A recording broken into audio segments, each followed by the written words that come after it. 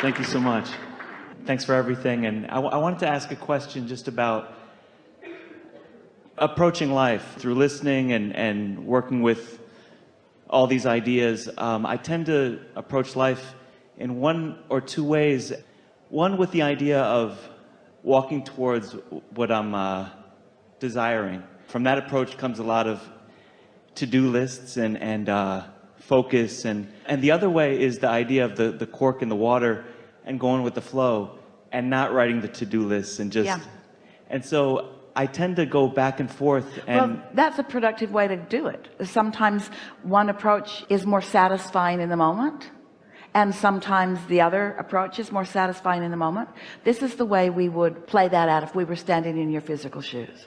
The other day, Esther was doing a focus wheel, which is a process that helps you to focus on what you want, and it's also a process that cleans up energy. In other words, it helps you to focus your energy toward what you want.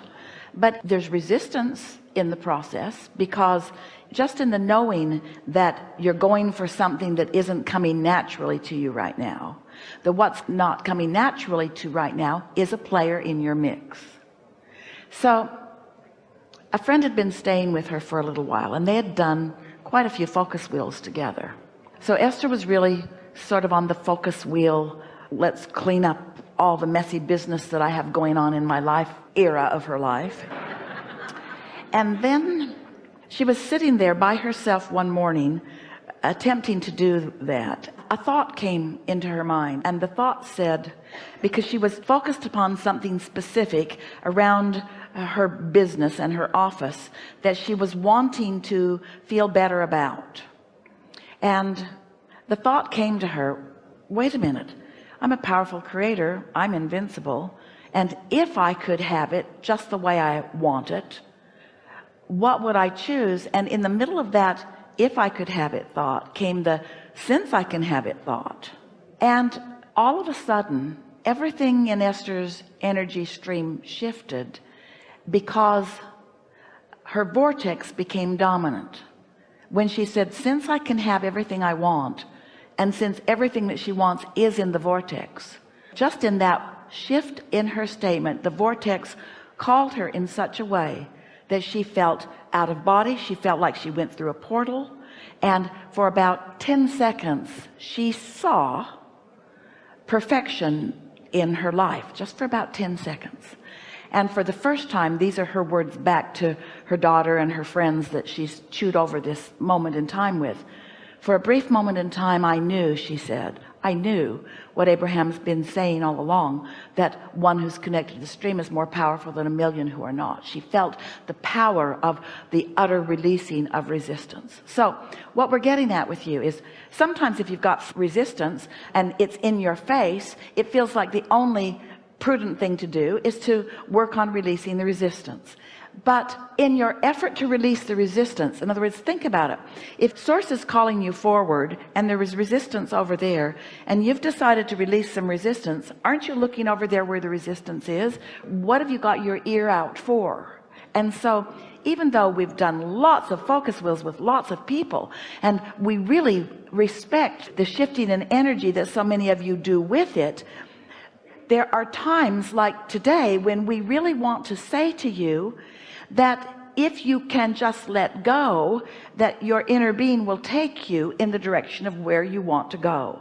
And so the rule of thumb that we would use is this: focus a lot if you're feeling great. And by focus a lot, we mean focus on it until it becomes more and more and more and more and more and more specific. And don't take your attention from it as long as the specifics that will grow, because the momentum says they must. The specifics will grow and grow and grow and grow and grow. The momentum will grow and grow and grow and grow. Your feeling of elation will get higher and higher and higher and higher and higher. You'll feel more and more and more and more invincible. And as long as that is the way you are feeling, do not take your eye off of whatever is causing that momentum to increase. But if something different than that is happening, if the more you focus, the more frustrated you're becoming, if the more you're focusing, the more it feels like a struggle, then let it go. Let the specifics go. Specifics are your friend when you feel great. They are not your friend when you don't feel great. General is your friend when you have any resistance at all. And general is always your friend. Non-resistance is always your friend. But if you are in a general place of non-resistance, it is our absolute promise to you that the momentum from that general place of non-resistance will grow and expand until you will feel that euphoria that you are looking for. And that's what we meant early in this conversation today when we were talking about those piles of sticks, and that if you take any subject where it's easy for you to find alignment, now it will be easier for you to find the specifics of the alignment of all of those different subjects. Does that make sense to you? Did you get that? It's like if you get into your vehicle and you don't really know what you're doing, you're new at it, your driving instructor wouldn't say, put the pedal to the metal. You're too young to even know what that means. Your driving instructor would not say, give it all the gas you can give it. Your driving instructor would want you to get a feel of the car and to know that you can guide it, and for you to know that the car will go where you point it and that you have the ability to guide it, and would never ask you to go faster than your ability to maintain your balance there. And yet when it comes to intention, so many of you just want to go all the way to where you want to go, even though you don't have control of your vibration at all. And if you don't have control of your vibration and you're focusing and talking and studying and getting together in groups, you are increasing the momentum in the opposite direction of the well-being that you're seeking. Yes? Right. At first, that idea about the focus wheel, and it's relevant.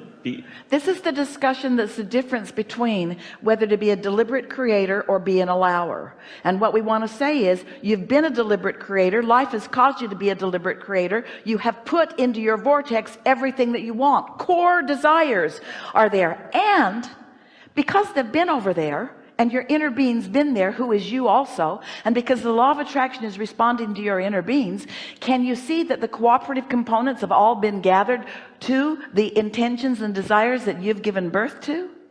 The baby in the womb, that mother is not sitting all day and programming herself to do the right thing for that fetus to expand. There is a process that she trusts and knows, and what's growing in the womb of your vibrational reality is like that too, you see. So if there's something or many things that I've wanted, it is there, and I guess the idea of that, it's just that simple. So and your lack of attention to it not being there will cause a stream of clues about where it is to flow into your experience, which is what you live for. The struggle I've had is that I've had these desires, and through this work I've thought, well, it'll be helpful to have, I mean, the thought that comes to mind is vision boards and writing the affirmations and focusing. All of that's good, anything that causes you to focus. But the question to ask in the moment, we've taught all of those things. We write books that are full of processes. But the question that we really want you to ask yourself once you're involved in the process is this process relieving my resistance? Am I feeling relief in this process? Do I feel better now in this process? And if the answer is no, then stop it immediately. Don't do something that is exacerbating your sense of resistance. And humans, you all believe in that. You believe in struggle and hardship and sacrifice. You do. And we don't deny that you can eke out a really crappy, mediocre life through effort. And we know that you like to compare yourselves up against all the other crappy, mediocre lives and say, well, my crappy, mediocre life is less crappy and less mediocre than yours. And we say, that's not a lot to crow about.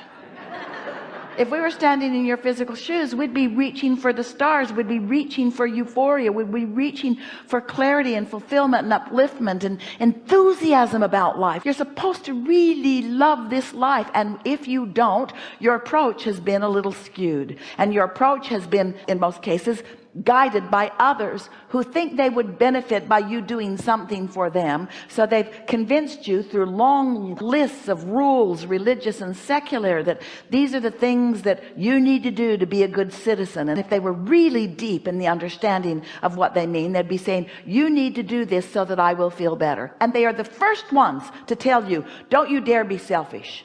Which is ironic, because what they mean is, don't follow your selfish instincts, follow mine, where your inner being is just knowing you and calling you to who your inner being knows that you really are, a lover, knows who you really are, a blessed deserver of magnificent things, and someone who's high on life, a fun-loving otter of the universe who adores alignment and upliftment and new ideas to chew on. And heading to that place, to have the freedom to, maybe it is a focus wheel, but other times maybe it's something different. You're so free you can choose bondage, but to have the sensitivity to know how you're feeling and the clarity to know that how you want to feel is good. A wonderful mantra is, I'm going to find the best feeling thought that I can find.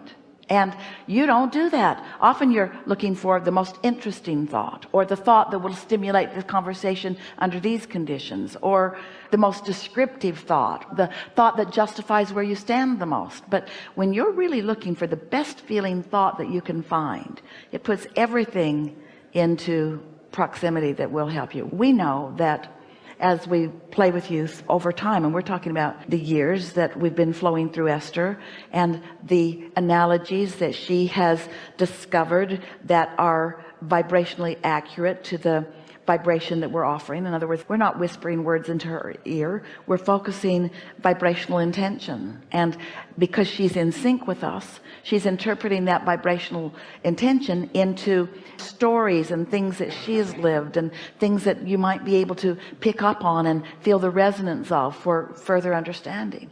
So over time, over these years specifically, we'll talk about those because that's what's happening now. We say to you, you're the creator of your own reality. And at first you like that idea.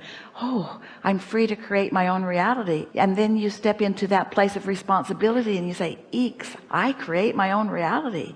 You're sort of bipolar about whether you even want to be the creator of your own reality. And then we look schizophrenic to you too, because we say segment intend and be deliberate and think about what you want and script. And even we say daydream.